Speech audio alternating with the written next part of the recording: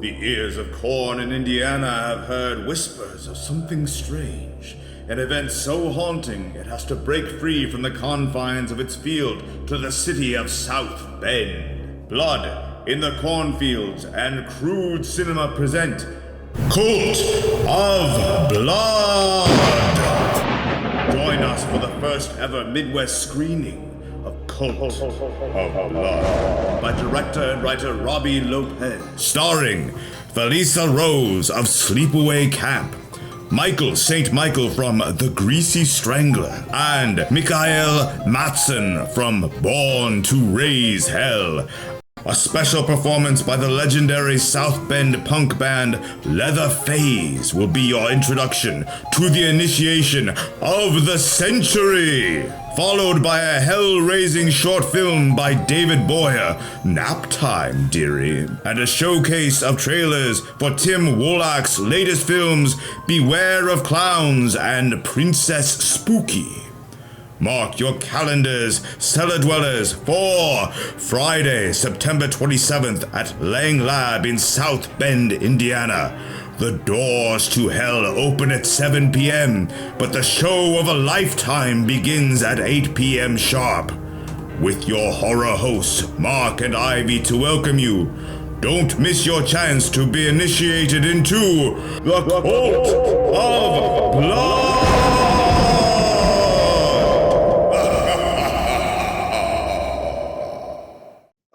Welcome in, cellar dwellers. How's everybody doing? Hopefully you guys are doing great. This is a bit different. We're at a different location. Yeah, there's nothing spooky anywhere around us except for maybe the seashells, and that's about it. Exactly. So, got a great episode. Been looking forward to this. Got quite a few guests.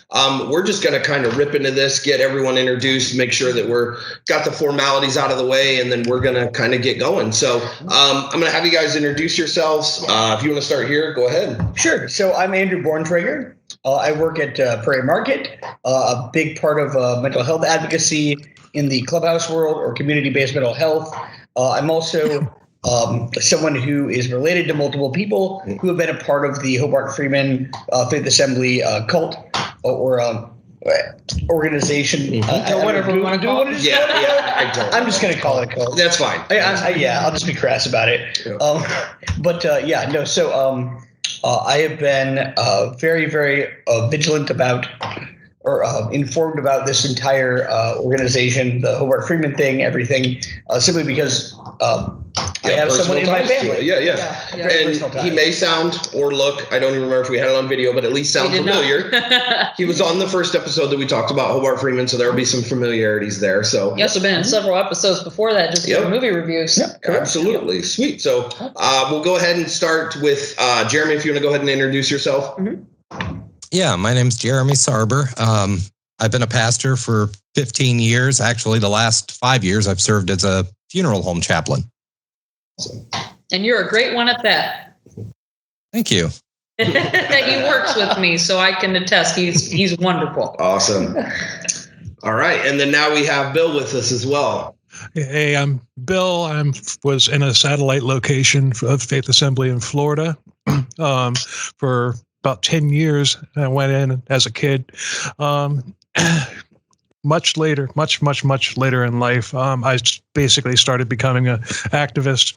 Well, not really an activist, but just somebody who uses my podcast to speak out about it. And I've also kind of become an advocate. I've talked to quite a few survivors of Faith Assembly in the past 2.5 years that my podcast has been around. And my podcast is Crimes, Killers, Cults, and Beer.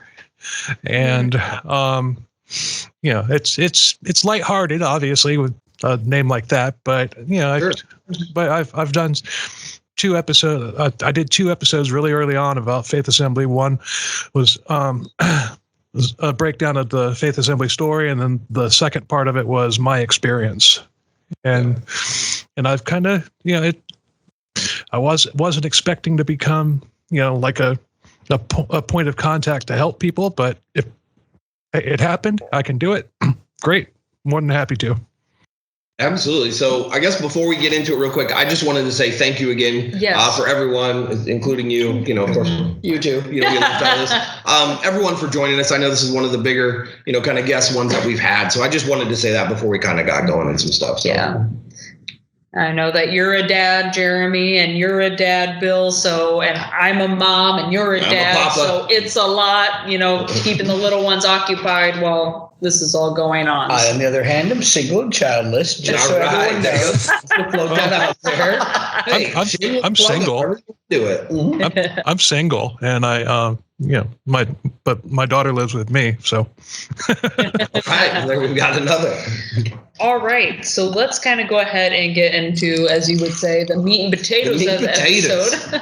Let's do a brief recap of the last one. Absolutely. So at our last episode, we had Adrian Sharp there, also very big into Hobart Freeman from the band Brides of Neptune, and did a lot of songs that were from the Faith Assembly oeuvre. Is that how you say that? Yeah, I guess that would be. In his live performances and everything.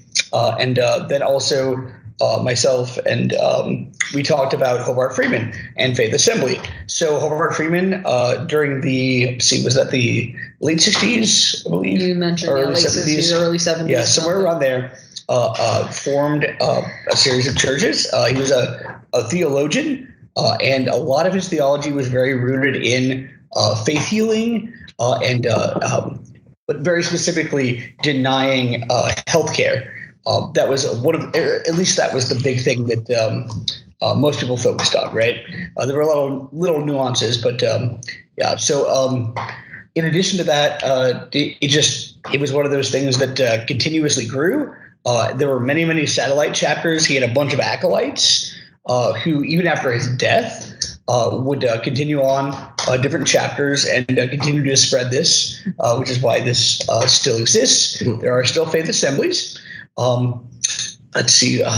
In terms of other things we talked about, I think we talked a lot about just like individual experiences. Yes, exactly. And we did do a run over kind of his bio, his background, where he started up, how he kind of started the church, about him. His tail end of his life and that sort of stuff. Yeah, and we touched on a lot of the extreme things of the cult. For example, I think one of the most memorable ones is usually the practice of taking dead babies and putting them on an altar next to live babies and trying to pray to life from one to another. I think that's a really good example of the extremity.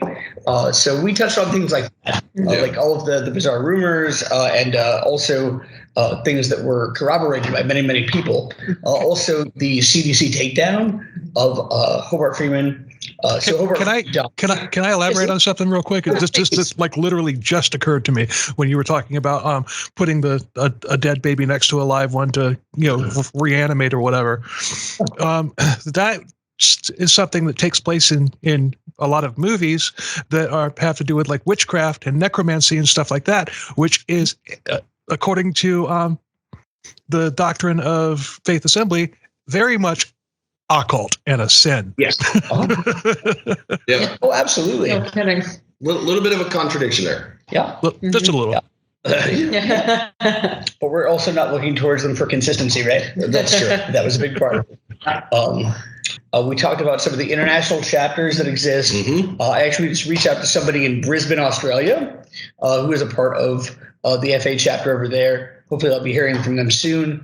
But it also existed in Sweden, I believe, Norway, and there were chapters in Canada, but also in Florida and, of course, Indiana. This was sort of originated out here.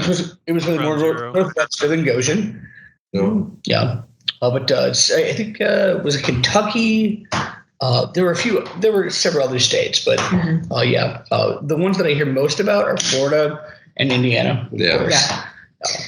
So at this point, since we kind of gave everybody that kind of brief recap, again, go watch the episode. It was good. Yeah, it's easier that way. It was a fun one. But that's how I found your podcast. That episode is how I found your podcast. Awesome. But anyway, let's kind of get into both your experiences and your stories with regards to Faith Assembly and Hobart Freeman. Jeremy, we'll go ahead and we'll start with you first. So I have a somewhat loose connection to Faith Assembly. Obviously, I was born in 1981. The church was pretty much the main church. Hobart Freeman's ministry, anyway, was pretty much done in 1984 when he died. The church slowly but surely disbanded. Even though there are the satellite groups that you were talking about, he had a fairly robust tape ministry and he wrote a lot of books. So he had influence far and wide. But my connection is through my wife. My wife's parents and their family were all members of Faith Assembly.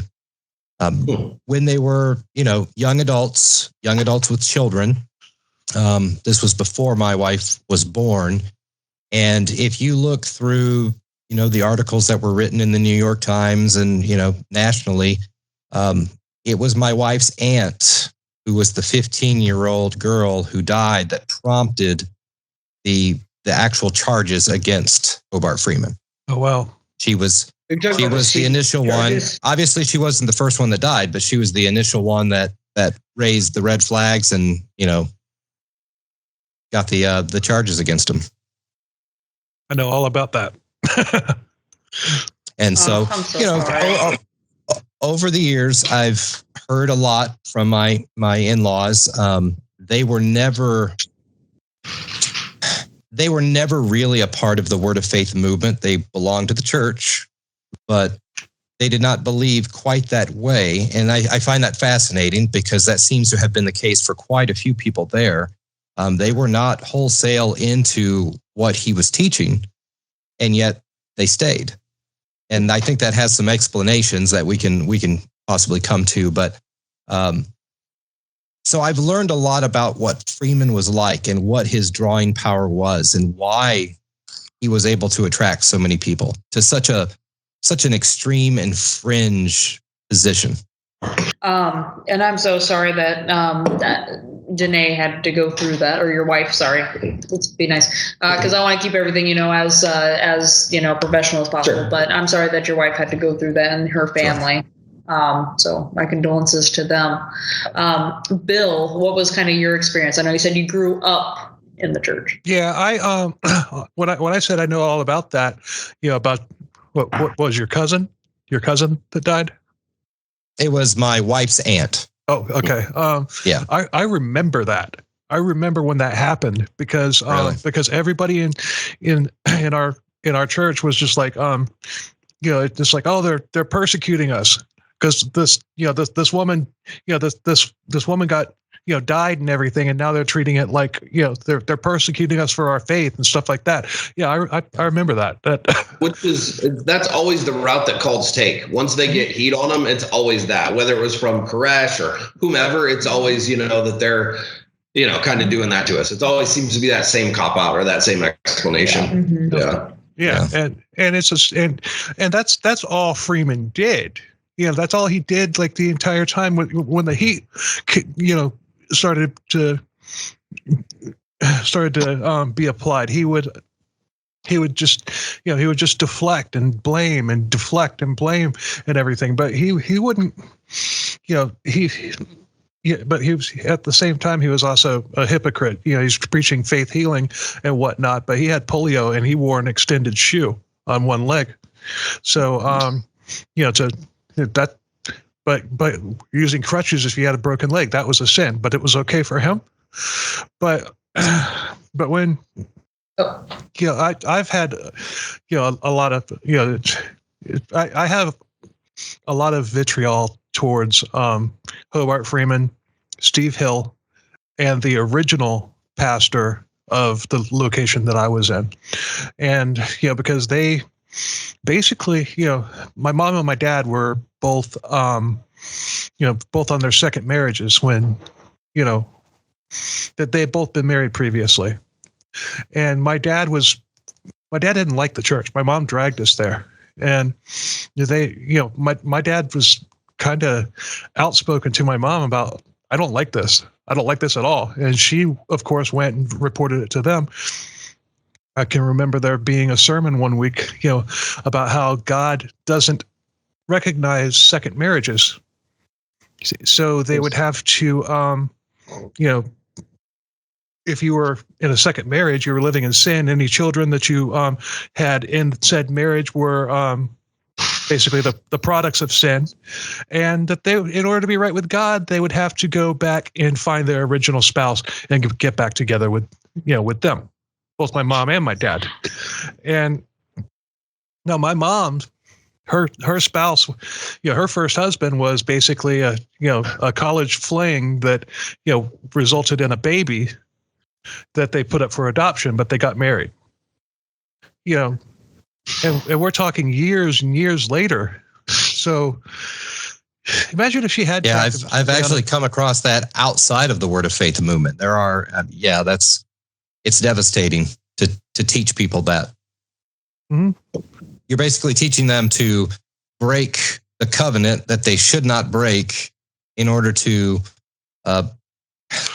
basically restore a marriage that has already dissolved. I mean, it's impractical for one, it's unbiblical for another, and all it ends up doing is destroying multiple families. Yeah. It just involves more people in it, more people in the chaos. Yeah. And then, but with us, it wasn't even so much that they looked at my dad as a threat, so they eliminated him. Oh. Yeah, and once the threat was away, once the threat was gone, everything was fine. And my mom kept telling us that she was going to find her first husband. He was going to adopt me and my sister, and then we would all be a family. And I'm just like, my dad would not have let that happen. Yeah. Even though she divorced him and everything, there's no way my dad would have let him, let some other guy adopt us. But what if she didn't find him? What's she going to do? What if this guy's married with kids of his own? I mean, so like you were saying, all it does is break up multiple families. So if he bought into it, which he probably wouldn't have, he'd have to go divorce his wife and separate from his kids and all that stuff. So, and I don't know if I don't know anything about this man, but but still, it's just like it's a ridiculous, a ridiculous idea. Mm-hmm. So to say you're emotionally involved would be a supreme understatement. Yeah. So the impression I get from everything I've learned about Dr. Freeman and Faith Assembly in general is that this was a slow progression into what they became. It didn't happen overnight. In fact, Freeman himself, at one time, I think you talked about this in the first episode, he was a professor of Old Testament studies at Grace Theological Seminary. And very sound pastors used to refer to him as the finest communicator, the finest preacher there. I mean, the finest teacher there. He was very well respected as an Orthodox Southern Baptist. But throughout the 60s, maybe before, but throughout the 60s, he obviously came head to head with the leadership at the seminary because they eventually dismissed him. They let him go. There's no clear indication who he fell under the influence of, but he seems to have come under the influence of someone like William Branham or some other Word of Faith teachers. And then he jumped the ship of Christian orthodoxy and got into Word of Faith. Eventually, Faith Assembly happened. But even at Faith Assembly, I was reading the memoir of one of its former members, Cindy Barnett, I think is her name. And she's got some quotes here that I actually pulled out of the book that I think give some insight into what was happening there. She talks about how, as they sat, well, let me just read it. As we sat under Dr. Freeman's ministry, we saw his genius as a teacher. His theology was as solid as a Baptist minister, but he had the fire of a Pentecostal maverick. And he had the guts of the early martyrs. His manner was bookish, but he was a skilled teacher, and he kept our attention long enough to teach us biblical theology in terms we could understand. We eventually heard him teach on every passage of the Bible, and he backed up his positions. And she goes on from there. Now, later in the book, she talks about how most of the congregation early on were all young adults, young families. And she says that over the course of time, they gradually grew more and more legalistic, because it was sort of like this young group with this really intellectual, scholarly Bible teacher, Dr. Freeman, who no one wanted to really criticize, even if they questioned something he taught, because he sounds like he knows what he's talking about. I mean, you're talking about a man who can read off the original languages of the Bible, at least Hebrew, quite readily. And so he's compelling in that way, and he's also intimidating in that way. And as these young families are listening to him, he's slowly getting deeper and deeper into the Word of Faith movement, if you're familiar with that. And he's teaching more and more things. And she talks about how every Sunday they would go back to learn something new. They always felt like they were learning something new. Part of it was their own ignorance of the Bible, maybe. But part of it was that he was probably getting deeper and deeper into new doctrines, into this Word of Faith stuff. And she says they continually got more and more legalistic and pushed out people more and more, and basically became more and more cultish in their behaviors. Mm-hmm. It just Jeremy, sort of happens. Go ahead.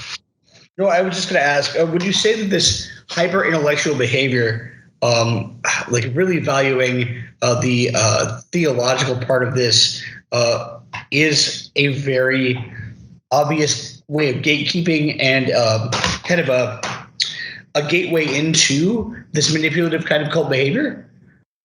It certainly can be. You basically have two types of false teachers. You've got those that the Bible speaks of doing what they're doing, teaching the false doctrine for personal gain. And that's one of the things that's very interesting about Dr. Freeman is he stands apart from most Word of Faith preachers. The more cult leader tendency is to basically be motivated by power, by influence that you have over people. And if Freeman fit into one of the two categories, I would say he fits more into the, I want the power, I want the influence. Now, I obviously don't know his heart. I honestly believe that he sincerely believed what he was teaching. And I say that even though he had some hypocritical points, by the end, again, I think they all grew deeper. They all got deeper and deeper into it. And by the end, he's not going to the doctor for his gangrenous leg. Right. He's leaving that untreated. He did practice what he preached in that aspect. Yeah. So I'm thinking that maybe, he wasn't 100% convinced in the beginning, but over time he got more and more into it. Now, he's very different, like I said, from the typical Word of Faith preachers. So when I say Word of Faith, most people are going to think of someone like Hinn. One of these guys you see on the Trinity Broadcasting Network. These guys they've got charismatic personalities. They make a big show of the faith healings. They say, hey, send me $1,000 of seed faith money, and then, you too can be healed. Those kinds of guys, we readily recognize, at least somebody who's rational, and I mean even Christians who believe that God has the power to heal someone, looks at them and says, that's a charlatan. This guy is peddling religion for profit. I mean, when you're saying, send me $1,000 so I can buy my third private jet. I might have lost him. Oh, yeah. Can you hear me? And that's what separates Dr. Freeman. So you usually have in the Word of Faith movement, you have these very charismatic showmen. Freeman was able to gain influence in a very different way. He was that intellectual. He was that bookish figure that stood out because of the way he expounded Scripture. He took a very scholarly approach to it. And you have to imagine, if you're a young person and you're looking for somebody, you have a real hunger for the Word of God, and you come across this guy, Dr. Freeman, who is showing you every verse in context because he's moving his way slowly week after week through a single book of the Bible and dealing with every verse. Now, that's not to say you can't still misinterpret the passages, but it gives you the sense that this man knows the Bible, he knows what he's talking about, and he can be trusted. And so I've heard that from former members. I actually read that in Cindy Barnett's book as well. He had a very different approach to most Word of Faith teachers, but that actually worked to his favor. He gained influence because he had that bookish way about him. So, Jeremy, real quick, you mentioned Word of Faith quite a bit. Could you explain maybe the connection between the two? You've explained a little bit, but like both the connection and the disparities between the Word of Faith movement, Freemans. So Dr. Freeman was very much a Word of Faith guy. However, he took it to an extreme. Okay. So basically, this is here's my quick summary of what the Word of Faith movement is. It teaches that believers, Christians, through their faith, have the power to create positive outcomes. They can secure prosperity, financial, material. They can secure healing, and they can exercise authority over their circumstances by simply speaking and claiming God's promises. So the gist of it is God, let's focus on faith healing because that tends to be the core issue when it comes to Freeman. Right. When many times the Bible promises that God will heal his people, both spiritually and physically. The problem with the Word of Faith movement is they kind of conflate the timeline of things. So ultimately, we are going to be healed physically when Christ returns, he raises the dead, and he glorifies our body, and we live on this new heaven and new earth. Okay. What they do is they say, no, all of those prophecies and promises relate to the here and now. Right now, as God's people, you can gain access to healing if only you have faith or have enough faith. Now, the way that Freeman went beyond that is by teaching, don't go to the doctor and don't take medicine. And as far as I'm concerned, so the Word of Faith movement grew out of the more general Pentecostal movement of the 20th century. Right. And what Freeman ended up teaching, these more fringe doctrines, are kind of a natural progression of that. It kind of stands to reason. I mean, even Benny Hinn has taught these things. Yeah. Not quite to the extent that Freeman did, but he's taught you don't need a doctor. You don't need to take medicine. Now, you want to talk about a hypocrite. It's been well documented. He and his family go to doctors. They receive treatment all the time. He's probably got more Botox in his skin than some Hollywood actresses do.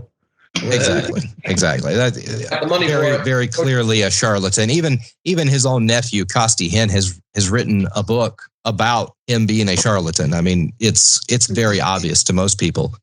Freeman, not so much, even though Freeman's doctrines took it even further. I mean, got even more extreme with the no doctors and no medicine, which is very unbiblical. Would you say that the reason that he was able to get away with this extremity, in contrast to like someone like Benny Hinn, was because of someone like Benny Hinn's massive exposure? I would say that's a big part of it. I mean, Freeman had massive exposure too.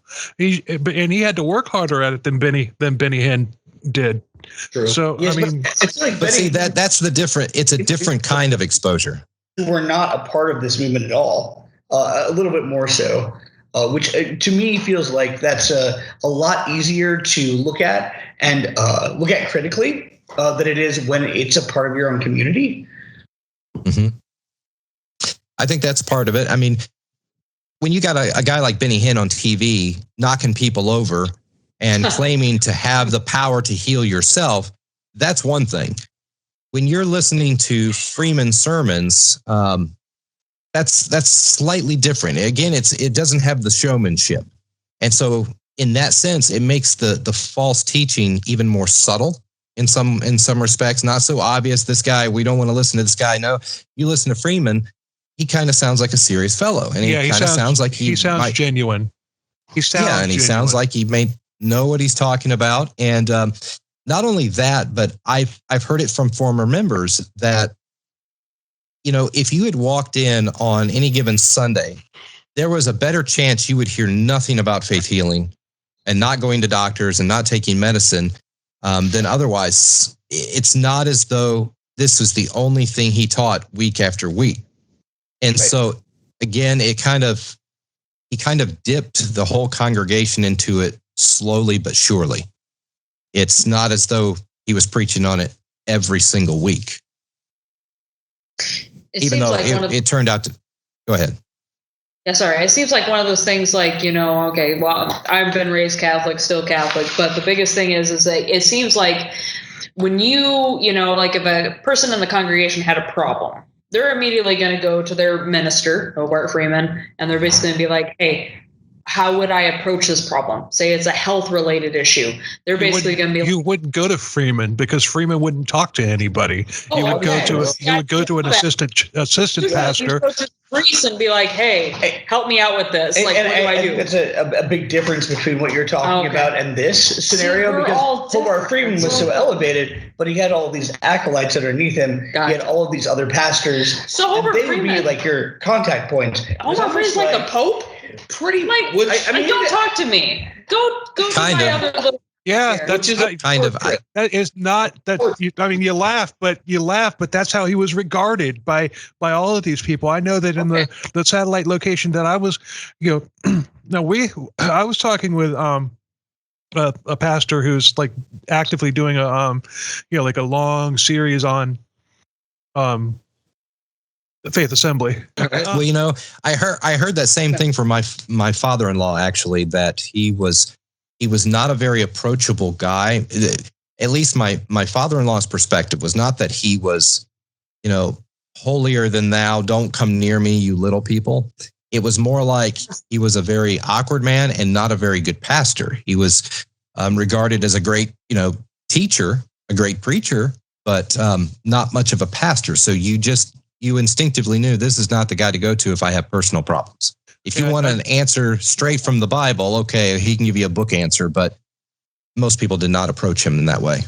I remember where I was going when I had my brain fart. I was talking with him, and he brought up the point. It's just like he's like, okay, the satellite that you were in, it must have been, like pretty high up on their radar, because we had several seminars.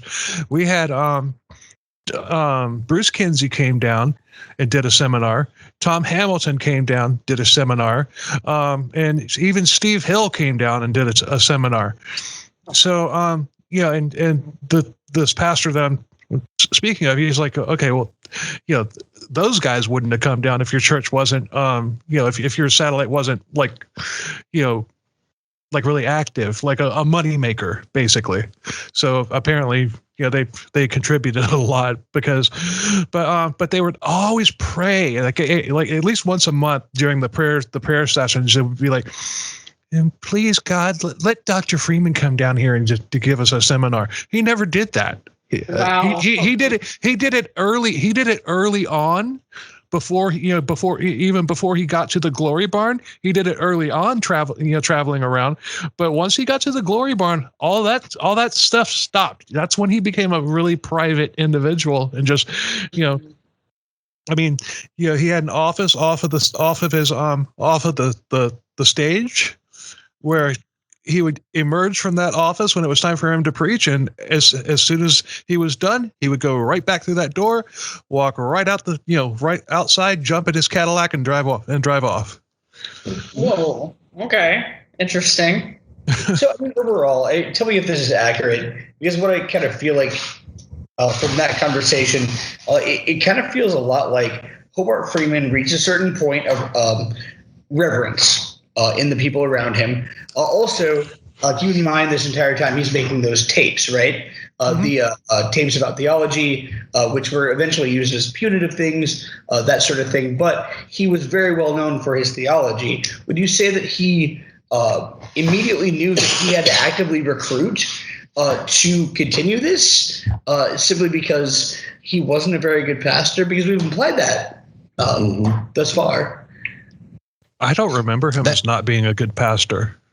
Okay, not being a good pastor. Okay. I don't remember him. I remember him as being very, charismatic. In fact, that clip that you played on your first episode, that's not how I remember him sounding. I remember him sounding like really, really booming and authoritative, and but there he just sounds like a good old boy. I think I was the one who said he wasn't a good pastor, and what I mean by that is he was a good preacher, but not a good down at the level of the members and counseling and talking with them and that sort of thing. I was thinking a good preacher, but not a leader. Yeah. Leader of men, leader of his followers and stuff. Yeah. That's kind of what I was thinking. No, but that makes perfect sense. Pastoral was clearly not his forte. No, and as far as recruiting, that's kind of hard to answer. I mean, that may have been part of it, but at the same time, that is kind of fundamental in the Christian church. Even an Orthodox Christian church. I mean, you're always going to have multiple leaders, and the very commission Christ gave his church before he ascended into heaven is go out and make disciples. You're going to continue to bring more and more people up in the faith. So it's hard to say what his motivations really were. Okay. So how do you think this kind of expanded? How did this get? Yeah. How did we get from here to Sweden and Australia and all that? I think that's actually got a pretty simple answer. So obviously, if you want to dig into the Bible and what it says about this kind of thing, go to 2 Timothy chapter 3, and then keep reading on into chapter 4, because what you had in the early church, specifically the Ephesian church, is false teachers rising up out of the congregation. And Paul's addressing this as he writes to their young pastor Timothy. And he says those false teachers, first of all, they are deceiving and being deceived. And I think Freeman probably fit into that category. He was deceiving, but I'm convinced he was deceived himself. He actually came to believe what he was teaching. Yeah, he totally believed. I mean, if you die of gangrene based on your entire belief system, then you probably are. But then Paul goes on and he talks about kind of the method they take, the approach they take, and that is they creep into houses and lead away weak women. So in the case of the Ephesian church, women were the ones being deceived in that case. But the idea is that they're going to be subtle, right? They're going to be false teachers are not, especially if they're deceived themselves, they're not going to come out and say, "Hey, I'm a false teacher." It's going to be very subtle. And so you've got that. You've got the subtlety of the false teaching. You've got it coming from somebody who's deceived himself. So that makes him all the more believable, I guess. But then Paul goes on to talk about people keeping to themselves teachers that don't teach sound doctrine, but rather scratch itching ears. And I think it comes right down to it. I don't want to blame any victims in these kinds of situations, but at the same time, who doesn't want to believe I can be healed if only I have enough faith? Yeah. There's something attractive about that. There's something that people want to believe in about that. And that's one of the things that stirs up so much righteous indignation in me over these word of faith preachers, especially the ones that are just, give me money, give me money, give me money. I'll give you a miracle. If only you give me money. It makes me angry because they're taking advantage of desperate people. Yes. This kind of thing has spread not just from Freeman, but it's spread all over the world. And where it really takes root is in very impoverished places. So if you go to Africa, you can find church pastors who are driving, and I'm not exaggerating, driving in Lamborghinis in some of the poorest places in Africa. And their people, their congregation is living in mud huts and that sort of thing. Yeah. But they keep giving to these guys because that promise, I can be healed. I can gain more prosperity if only I have enough faith. That just makes me sick.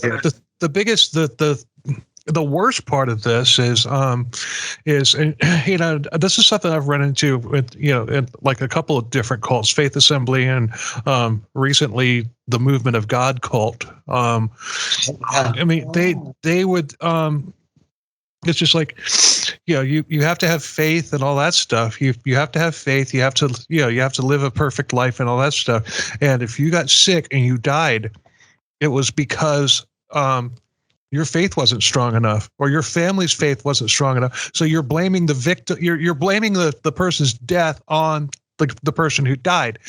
Yet when Hobart Freeman died, it was, and when Sam Fife of the Movement of God, when he died, it was because God just called his prophet home. After these two cult leaders had spent years telling people that their loved one died because their faith wasn't strong enough, or they were living in sin or something like that. Yeah. So for myself, I grew up Nazarene, which is a fairly, fairly close to like missionary or whatever, a pretty garden variety, a biblical literalist, evangelical church, right? And I remember lots of things involving us praying for someone to be healed and that sort of thing. What I don't ever remember, even though I'm not a fan of the Nazarenes, not an endorsement, is I never once saw anybody shamed for that healing not happening. It was all just wishing.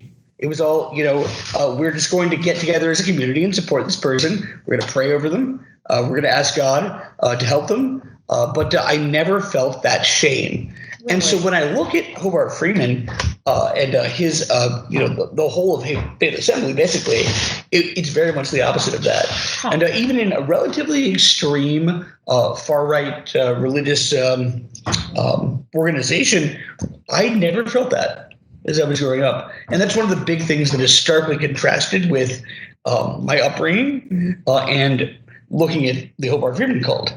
I'm not the only one. I know lots of people who are a part of that, even a lot of our local community, evangelical churches and things like that will do things like that. Yeah. And part of that's very natural. Mm-hmm. It's very much like we need to support our community. Yeah. So we're going to pray with our friends that they get better. Prayer chains. Right. Yeah. Right. Yeah. But whereas with this, it was very focused on the opposite. It was if it doesn't happen, then that's yeah. No, I think the biblical. Go ahead. Okay, I was just going to take a second and kick it back to Bill because I wanted to hear his thoughts about the expansion because he's in Florida and it's another different area of it. And it's, we're talking about kind of the same thing. So if you could kind of share from your, perspective, Bill, on the expansion of it. Okay, here's what this is my opinion. And I got this opinion like kind of recently, as a result of covering the movement of God cult and talking with one of their survivors. But what I think happens is they do all these seminars and they do it to gauge interest or whatever, or either that or people will come up to the church or whatever just by out of coincidence or whatever. They wind up there, they get into it and they basically become it's just like totally enveloped into what the pastor's talking about. They love it and everything. So eventually this person, develops a rapport with Freeman or somebody among Freeman's brass. Now, I'm speculating because I don't know. Sure. But I know this is how it worked in the Movement of God cult, which, the Movement of God cult is what Faith Assembly would have become if Hobart Freeman had lived for another 20 years. But, communes and everything. Yep. But so eventually this person gets in good with the brass and just like, okay, well, you are now part of our part of our outer inner circle, and you feel free to start your own church, wherever. Did he specifically send like his people out to say, "Hey, go to Florida, John. Hey, go to Nebraska, Tony"? I don't know. I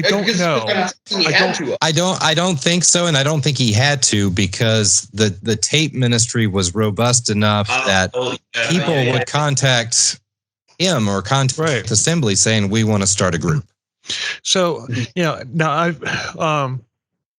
I've gotten back in touch with the daughter of the second pastor that we had, and she's one of the people that has found the podcast, found the Facebook group, and everything. And she talked. I've talked to her. She was like, when she reconnected with me, she was in the early stages of her discovery mode.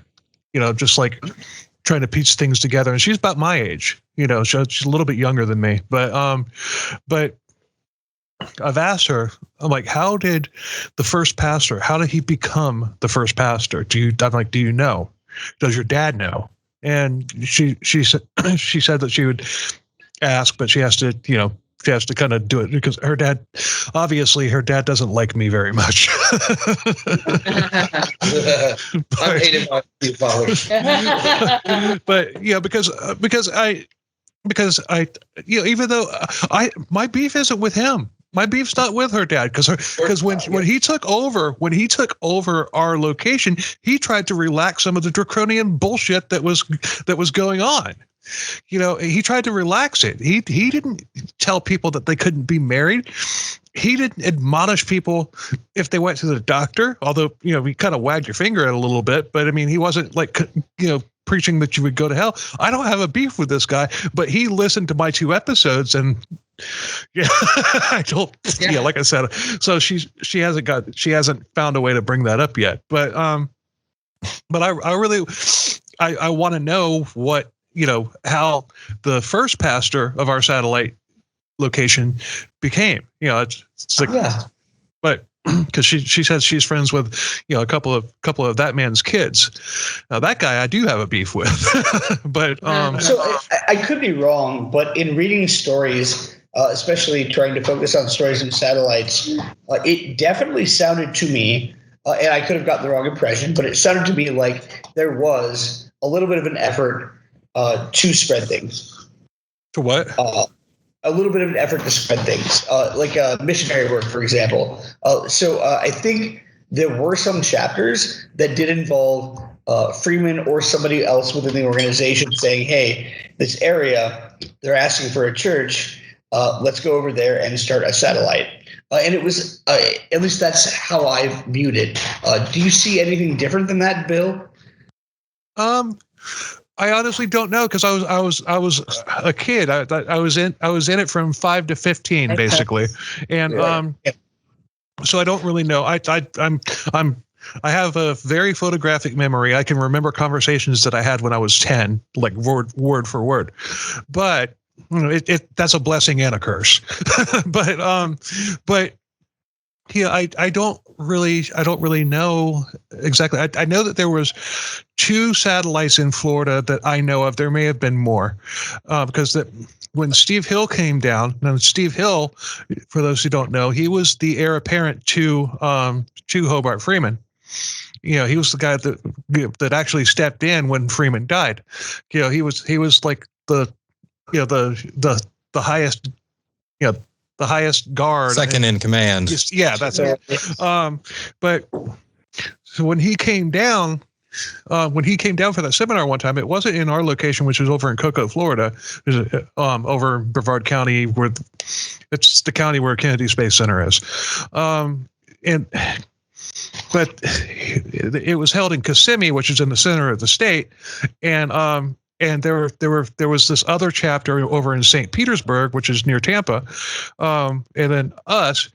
But it was in this huge convention room at a very upscale hotel, and at least I remember it.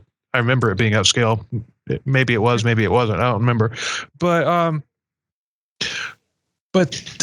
there was a lot more people there than just our location and the St. Petersburg location. So, okay. Wow. So I'm thinking that a lot of people came down with them. But So I don't really know how I mean, I'm speculating based on how that Movement of God cult, installed their various pastors and their various locations and stuff like that, because it makes sense that that's how it would be, because you're not going to it's just like I'm not going to know a podcaster in Indiana unless I reach out to him. Right. Exactly. Yeah. And that's even now, in the age of technology and the internet and all that stuff. But back in the 60s, 70s, and 80s and stuff like that, it was, you really everything was done by phone and snail mail.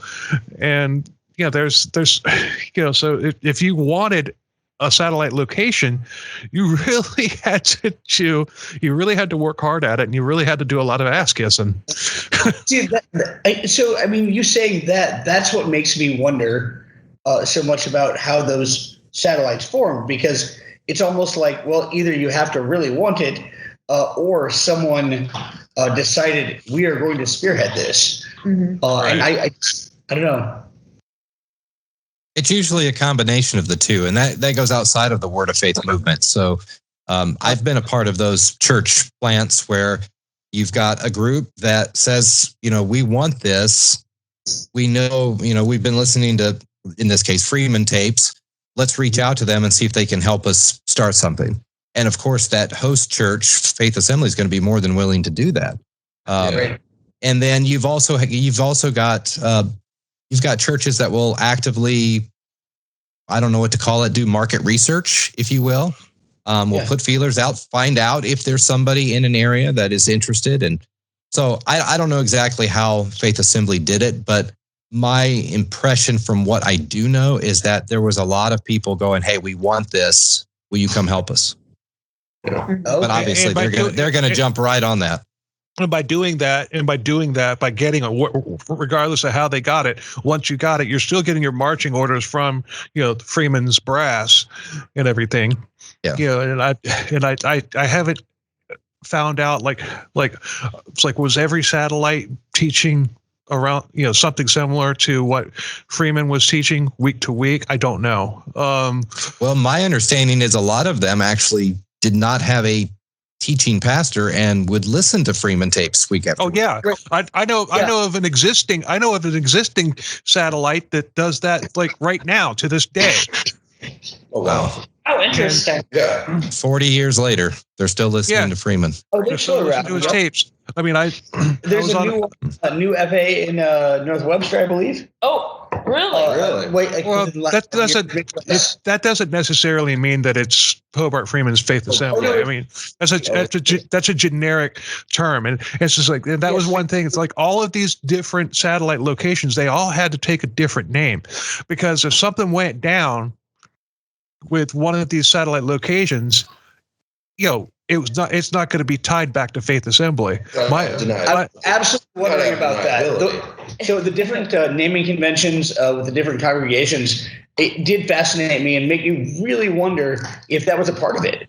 If that was, the CDC went after us, and so we have to protect ourselves. And are you saying that's the case? Yeah. To your knowledge? Yeah, that's what I'm saying. Yes. I mean that, because I mean, it's just like, I mean, nobody actually told me that, but that's the only thing that makes sense. Because if you're, if you've got all these, like the satellite location that I was in, we had like at least 3 different names. We had, it was called, well, the LLC basically was called Jubilee Ministries. Okay. And then but the church, I can't remember what it was called when we were in the old building, but the final building, they had rented out like a second, like a second story location that was on top of an auto parts store, and they called that the upper room, and then they got a cease and desist because there was an existing church in Brevard County called the upper room. Andrew, I propose that we go to the one in North Webster and we just sit in on the service. We infiltrate it. I don't think it's not. There's a faith assembly. There's a faith assembly like right down the street from me. Well, I'd be willing, because I find that being in the Catholic Church for as long as I have, going to other churches, fascinating. It's like, this is wildly different to what I'm used to. Yeah. It's just like, oh my God. You do it that way. You do it that way. Jeremy, other Bill from the funeral home will bring me back the little fruit juice packets with the little host on top. I'm like, sacrilege, get this out of here. Yeah, but there's a lot of faith assembly churches currently in the U.S., but they're all branches of I believe the Pentecostal church. Well, Faith Assembly isn't even just like, most of them are Pentecostal, but Faith Assembly is such a generic name. It's like a God. Yeah. Word of Life, Church of God. But there's also 5,000 other churches that are more local and unaffiliated that will call themselves Church of God. And Faith Assembly is definitely one of those more generic names. And I think it's a part of why a lot of it's not a bad name. It's not a bad name. It's just a generic name. Right. And so there's nothing the name being bad or good. But it is very generic and very easy to mistake. And I think from what I've heard from other Freeman congregations and things like that, I think the reason why here in our area we use the phrase glory barn so much is because all the rest of them are super generic, or maybe imply that they're a part of a totally different theological, school of thought. There it is. It's and it kind of makes you wonder if that was deliberate, and that sounds like a confirmation of that. Yeah, it definitely was deliberate because, let's say sex, sex issues. Now I don't know of any of any like underage sex stuff happening in the satellite location that I was in. I don't know. But I have heard about it happening in other locations. Yes. So let's say that there was like a pastor or a deacon and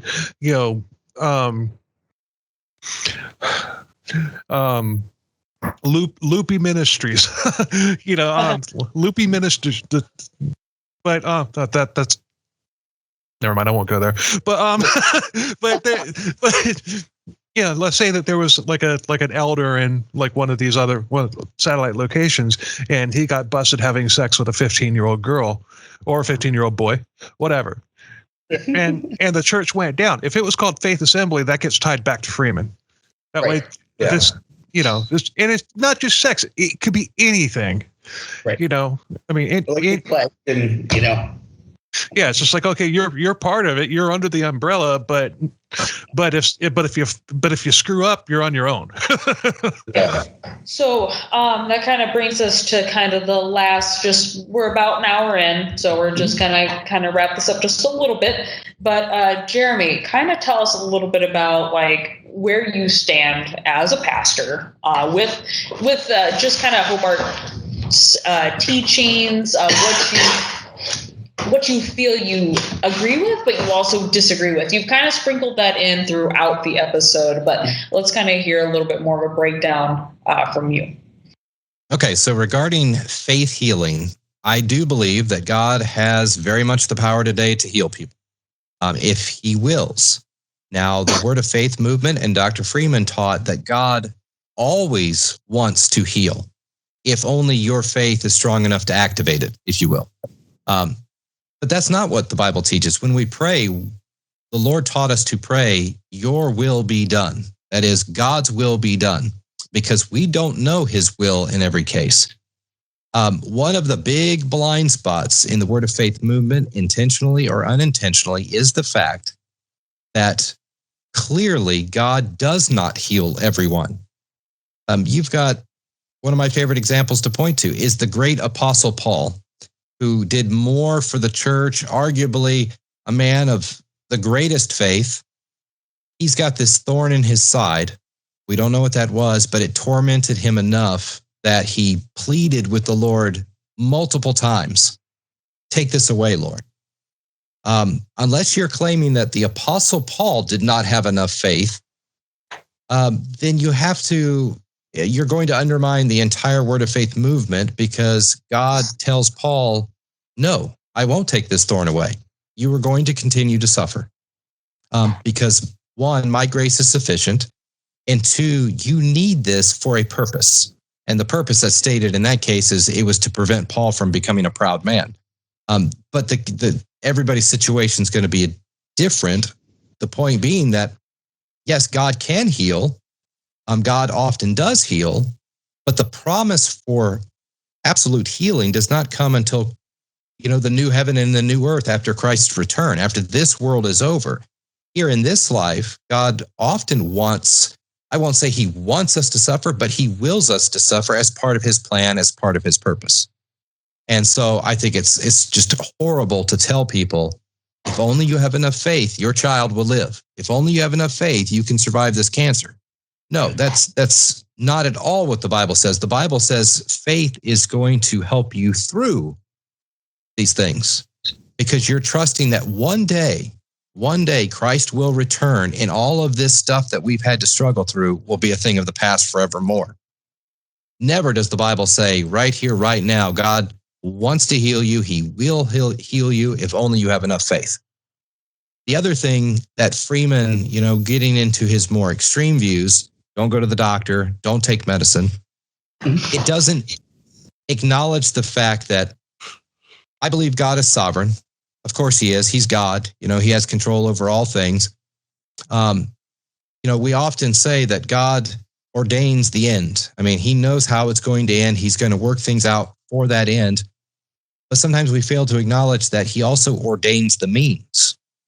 So God doesn't typically work through a vacuum. When he heals, yes, there are occasions when he has healed miraculously, but far more often than not, he heals through ordinary means. He heals through doctors. He heals through medicine. And we see that throughout the Bible. We see that medicine and faith are not mutually exclusive. The Bible actually endorses medical treatments in both the Old Testament and the New Testament. You've got Luke, who wrote a majority of the New Testament. He's a doctor. After he was converted to Christ, he's still known among the disciples as the beloved physician. So I think it's ignorant and devastating for anybody to ever teach that the Bible is against doctors, against medicine. These are the means which God uses more often than not to actually heal us when he does. Right. And I mean, it's the same thing. And I make this point in, one of my 2 episodes about Faith Assembly. I mean, a doctor is the same thing as an auto mechanic for your car. So it's just like if something goes wrong in your car, are you going to are you committing a sin because you're taking your car to a doctor? And I know I'm simplifying it, but it is really the same thing. Yeah, it literally is. So, and there was this woman who made a testimony. There's always the testimony things, and it's just like I've on that Facebook page I've heard people call it the test of balonies. But there was this woman in my location. She stood up one time and she's like, "Oh my God!" Well, she didn't say "Oh my God" because that would be taking the Lord's name in vain. But she said, I went out to start my car the other day and it wouldn't start, and so I laid my hands on the car and I told it to start in Jesus' name, and it started. So God told me to drive straight to the mechanic and don't stop anywhere, just go straight to the mechanic. So I did. And when they popped the hood of the car, the battery had been stolen. And the whole place erupted. Hallelujah! And, even me as a 10-year-old kid, I mean, I at 10 years old, my dad had showed me how to change the oil, showed me how to change battery. I could change radiator hoses. I had basic car maintenance. And even as a kid, I wasn't 10. I think I might have been like 12. But even as a kid, I'm like, Don't start without a battery. Yeah. Okay, ma'am. And I would have loved to have seen, it's like, okay, let's go out to your car right now, pop the hoods. Is there a brand new battery in it? Because if that battery's, I got a used battery. Yeah, because once you have a brand new battery in a car for it's going to take probably a month or so for the dust and everything to get back, to build back up on it. So if this happened last week, you got a brand new battery in there, it's still going to look brand new. I'm sure that some random completely replaced her battery, and then once she got to the dealership and followed them, then removed the battery. That's exactly how that happened. Yeah. Well, building upon that, I believe we are to trust God with all things. As a Christian, I believe we're supposed to have faith that God is in ultimate control, but we put a battery in our car before we drive it. We don't try to drive it without a battery, assuming that if only I have enough faith, God will make that car go. It's sort of like, we are instructed to pray for our daily bread, but we're also supposed to go to work. Right. We are to pray for God's healing if he wills, but we still go to the doctor. I mean, the Bible is not an anti-pragmatic, anti-realistic book by any stretch. It is God, the story of God operating within our natural material world. So I'll kind of summarize this all up because we're going to start wrapping things up. But I wanted to have one final, and this is open to all three of you. I do want to talk about faith healing just a little bit. Sure. Well, then why don't you go back into that, and then we'll kick it back to me once you're done, Bill. Okay. Okay. Yeah, because that's just it's just like everybody talks about it, but it's just like I've got several stories and everything to really illustrate the point and drive it home. And Andrew knows where I'm going with this. And actually, Andrew and I have something in common. What do you guys do? Because where I'm going with this is, when Andrew here, like when we were supposed to do this episode last month, Andrew got bit by a brown recluse. Yeah. And as a kid, I think I was in like third grade. I was bitten by a brown recluse in my armpit, and and it swelled up. It swelled up about the size of a grapefruit. It turned like a very putrid purplish color, like kind of like your shirt there, Andrew. Necrosis. but it was peeling. It smelled like disgusting, and my whole ordeal with it was probably like 2 to 3 months and everything because they refused to take me to the doctor. They would clean it with peroxide. That's horrible. And they would it's just like they would have hands laid on me and stuff like that. And these people would actually like grab me in my armpit and squeeze. And then, just praying for the, God to heal me. And it's like, I can, remember being told that my faith, it's just like your faith needs to be stronger. Otherwise this would have already gone away. And so, it's just like one night it started draining, and I have 4 huge, like dime-sized scars in my armpits from 4 different spots where it drained.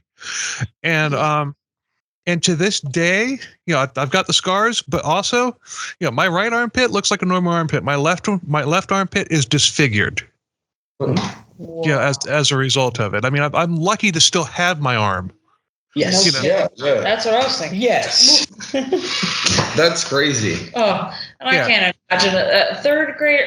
Oh, I'm so sorry. My heart breaks for you as a mom. My whole thing is just like, no, immediately get that kid to the doctor right now.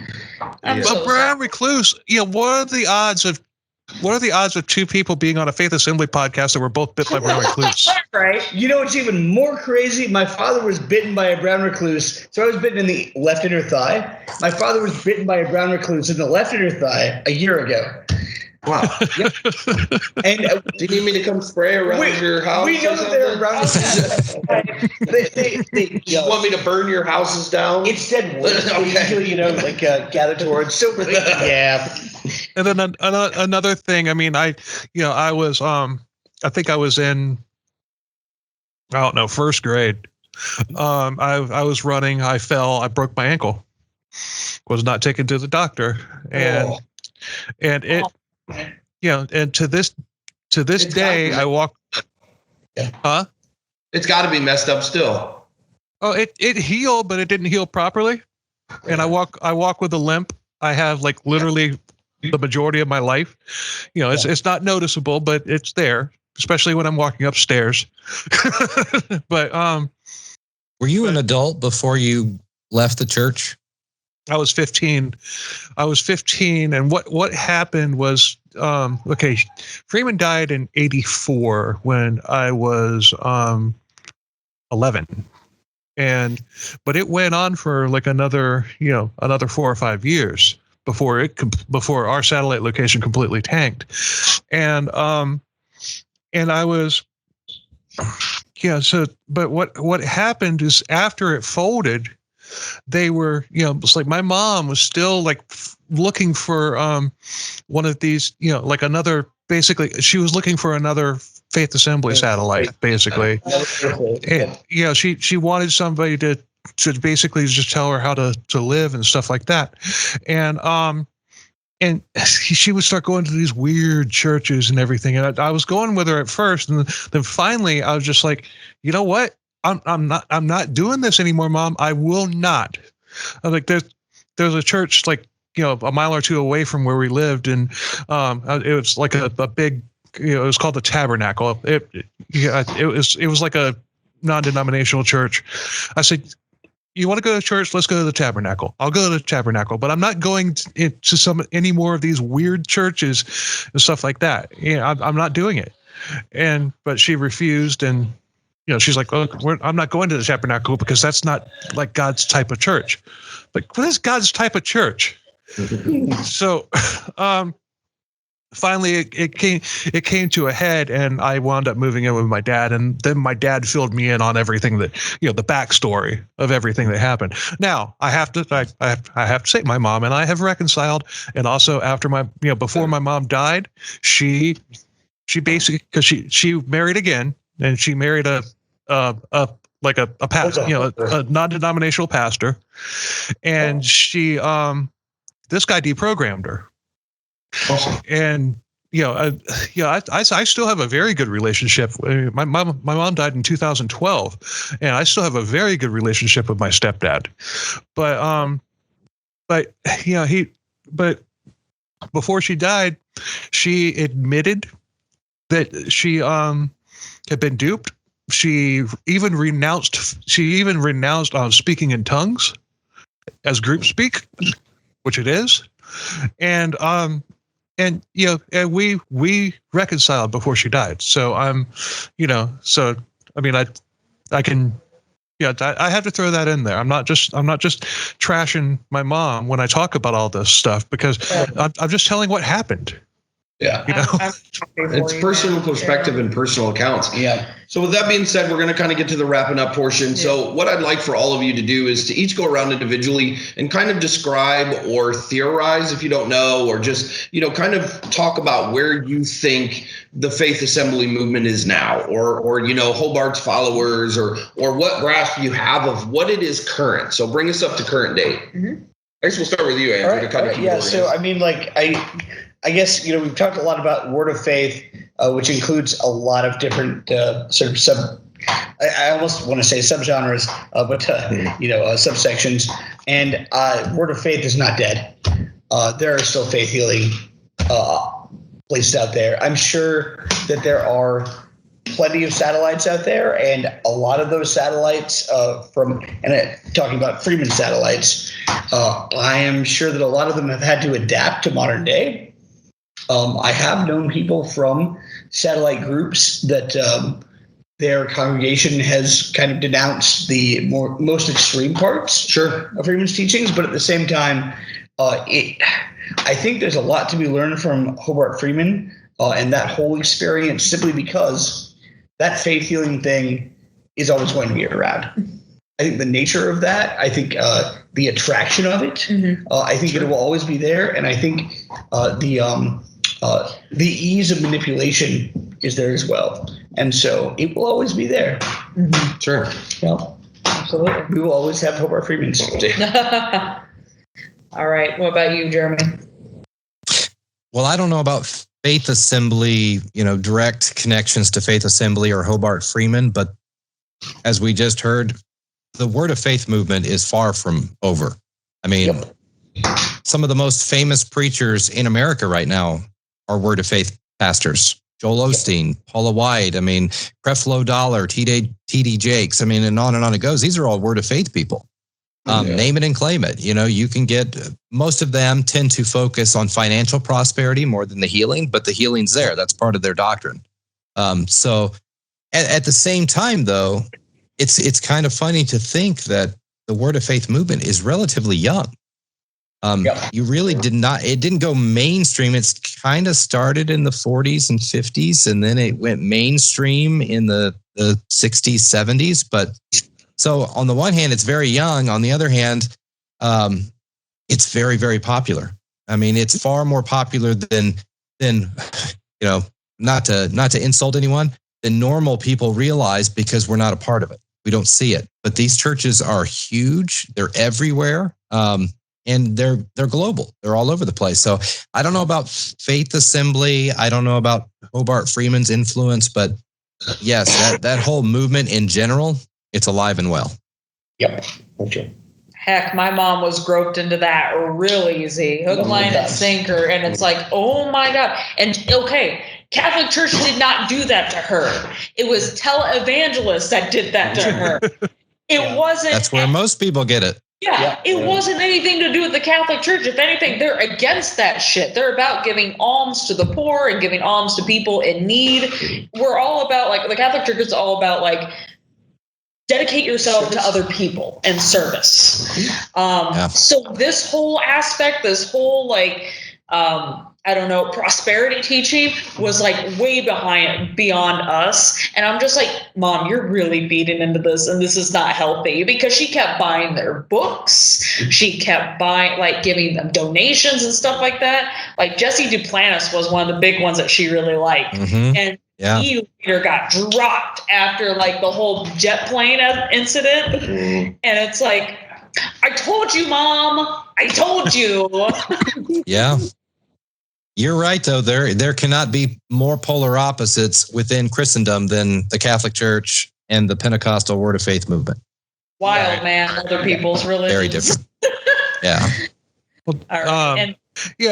I only know of one Faith Assembly satellite location. I'm not going to name drop or anything here, but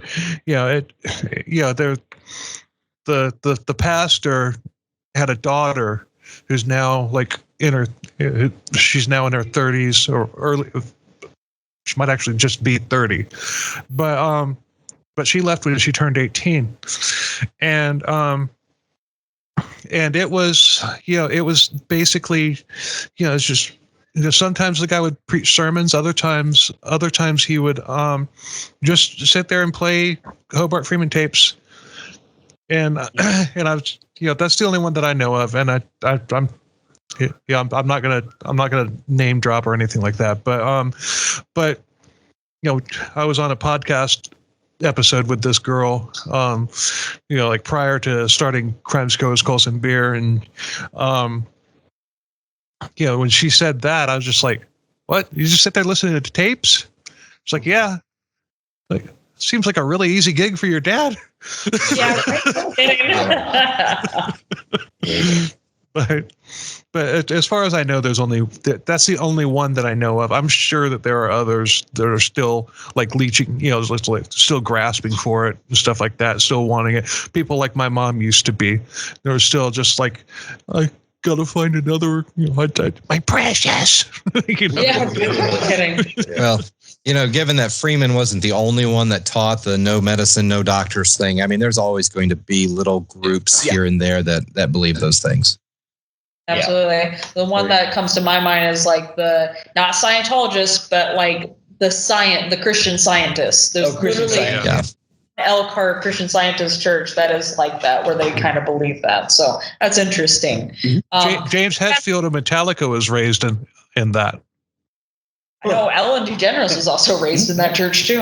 Interesting. I mean, I think so long as there is religious belief, there will always be some kind of exploitation based on restriction. And I think that's what Hobart Freeman did so well. Goes back to the oldest story. I say it well, but badly. Yeah. Successfully. Well, thank you guys so much. I know it's getting late. We just really appreciate your time. Thank you so much for taking the time to speak with us, to kind of give us your thoughts, and to kind of teach us a little bit and open, kind of expanding our minds on, theology, as well as just kind of what it was like to be part of that faith assembly. Absolutely. Go ahead, quick plugs. Tell us a little bit where we can find you, whatever you guys want to do. I am just Andrew Borntrager.